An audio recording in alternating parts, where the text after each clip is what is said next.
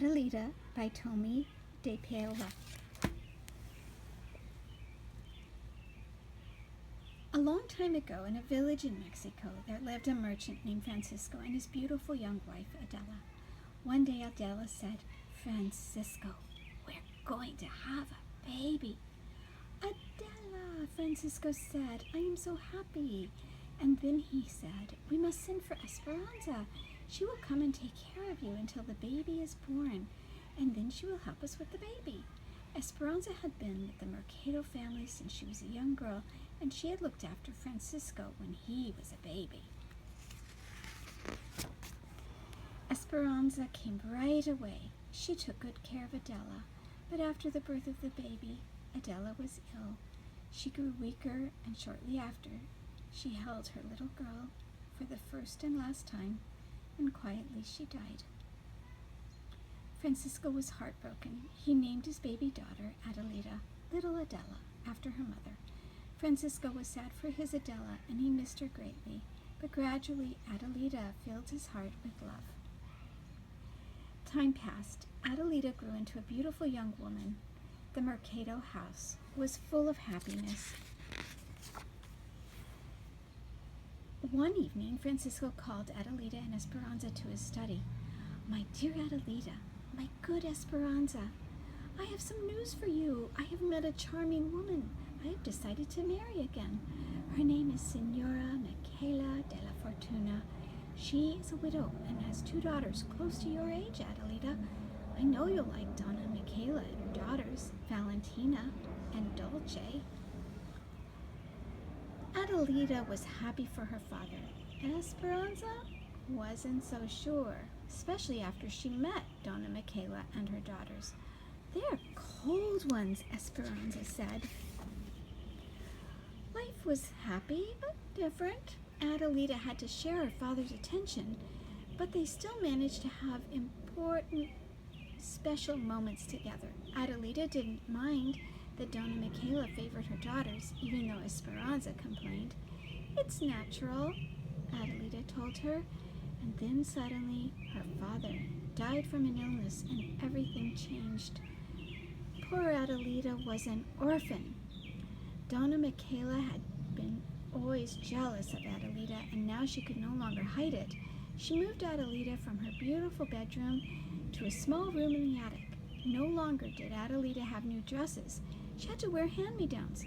Worst of all, Valentina and Dolce were mean and hateful to her. Adelita began spending all her time in the kitchen with Esperanza. She helped her with the meals. She listened to stories about her father as a boy and her mother as a young bride. Because she knew that Esperanza loved her, Adelita's heart stayed as warm as the fire in the hearth. One day, Donna Michaela came to the kitchen and spoke to them. "I am spending too much money in this household. From now on, you, Adelita, will work in the kitchen. You are to here all the time anyway, and you, Esperanza, out. I want you to leave immediately." "Oh, Señora de la Fortuna, please don't send me away," Esperanza pleaded. "I have been with this family since I was a girl. I will work for no money, just for a place to lay my head and a bowl of beans and a tortilla." "Oh, please, Mama," Adelita begged. "Esperanza can share my room and my food." "Out!" shouted Señora Michaela de la Fortuna to Esperanza. And then in an icy voice, she spoke to Adelita. "And don't you dare call me Mama again. I am Donna Michaela to you." And she turned and left, nose in the air. Amid tears and hugs, poor Esperanza said goodbye to Adelita and left with her meager belongings. Adelita was in despair. The days ahead held nothing but loneliness and hard work.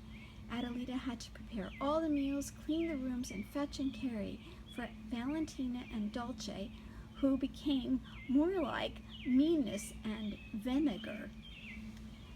"My daughters," Donna Michaela said one morning as Adelita was serving breakfast. "El Señor and La Señora Gordillo have sent us an invitation to a party at their ranch to celebrate the homecoming of their son, Javier. Ooh, Mama, Valentina and Dulce twittered.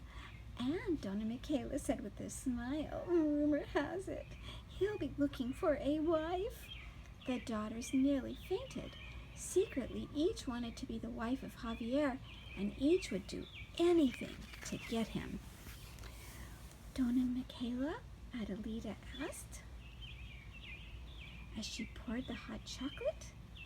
May I go too? I knew Senor Javier when we were young. I'd love to see him again. Are you serious? Donna Michaela said. Look at you, so poorly dressed, such a dirty face. I would be too embarrassed to have you in our company. You will stay here, and that is final. Adelita went back to the kitchen. The next days were busy. Adelita did not have a minute to herself. Washing, pressing, sewing ribbons on, taking lace off at the mercy of every little whim of the sisters, as each tried to outdo the other. So, when Donna Michaela, Valentina, and Dulce left for the fiesta, Adelita went to the kitchen and sat by the fire. Suddenly, disappointment swept over her, and she began to weep. She missed her father. She missed Esperanza. She missed being at the fiesta. Tap, tap, tap. She heard a soft knock at the door. Who is it? Adelita asked. Soy yo, only me. It was Esperanza. Oh, Esperanza, I've missed you so much, Adelita cried. Don't cry, my little one, Esperanza said. I am here. I had a dream that Donna Michaela would not let you go to the fiesta, so I've come to help. I've borrowed a cart to take you there. But I have nothing to wear, Adelita said. Come with me, Esperanza said. They went to the storeroom. Over there, behind those boxes, is your mother's trunk. The key is behind the crucifix. Adelita unlocked the trunk, and inside she found an old-fashioned, beautiful white dress. Under the dress was a magnificent rebozo, or shawl, embroidered with flowers and birds. Oh, mi mamacita, my little mother, Adelita whispered. Adelita washed and dressed. Esperanza braided her hair and wound ribbons and flowers into it. Oh, Esperanza, Adelita said, Donna Michaela will be furious when she sees me. Oh, don't you worry. She'll never recognize you, Esperanza assured her. Now, let's go. Let's hurry.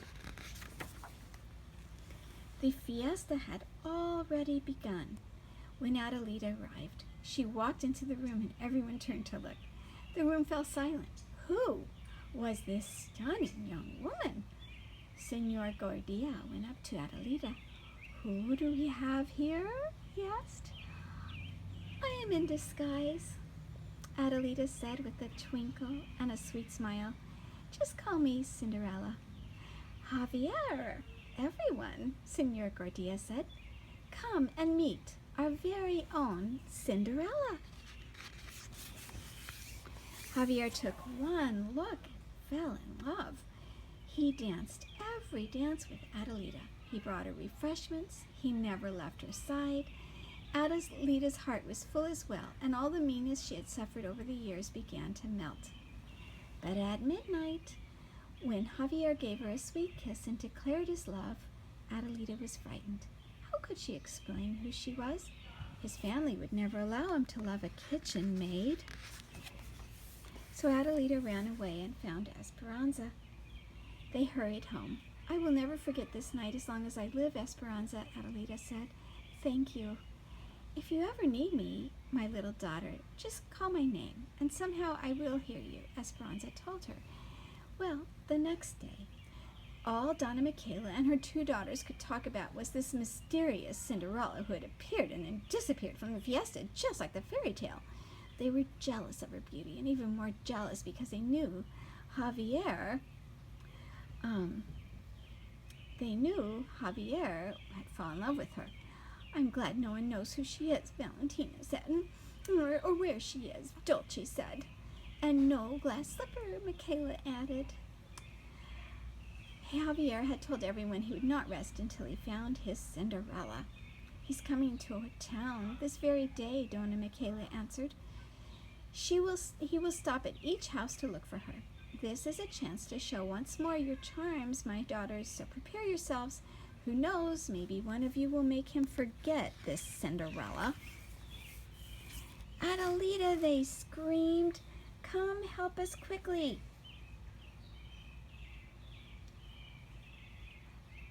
I'll be right there, Adelita answered. But before she went to Valentina and Dolce, she ran to her attic room and hung her mother's shawl out of the window. Smart girl. She helped her two sisters dress.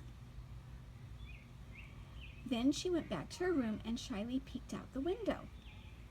Soon she saw Javier coming down the street on his horse. Suddenly he saw the rebozo. He jumped down, ran to the door, and knocked. Senora Michaela de Fortuna opened the door. Ah, Senor Javier, come in, please, she said. Senora, where is she? I know my love is here, Javier said. Oh, do you mean one of my daughters? Dona Michaela said. Valentina, Dolce, come here. Senor Javier would like to see you.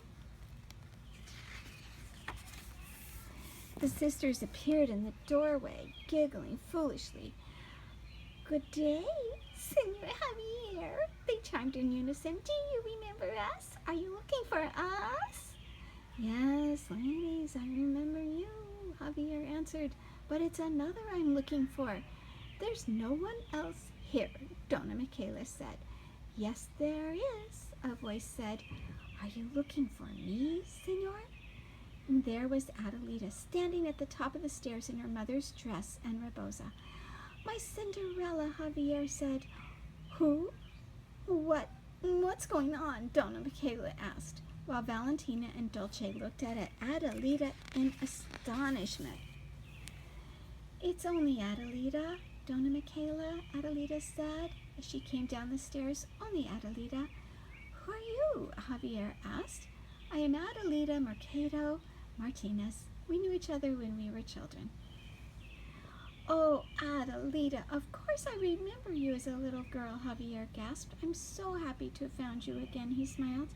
I have to come to ask my Cinderella to marry me. Will you? I'm an orphan, Senor Javier, Adelita said. Perhaps you could ask Donna Michaela if she will give her permission. Will you, Senora? Javier asked. What? I don't know. I don't know what. I mean, well, of course. We shall be honored, Senor Javier, Donna Michaela said. Valentina and Dolce glared at Adelita. Then it will be, Javier said, taking Adelita's hand in his. Woohoo! In her sweetness, Adelita invited Senora Michaela de la Fortuna Mercado and her daughters, Valentina and Dolce, to the wedding. Of course, Esperanza was there too. She was going to take care of Javier and Adelita, just as she had done before. And just like Cinderella and her prince, we shall live happily ever after too, Javier said. And they did. The end.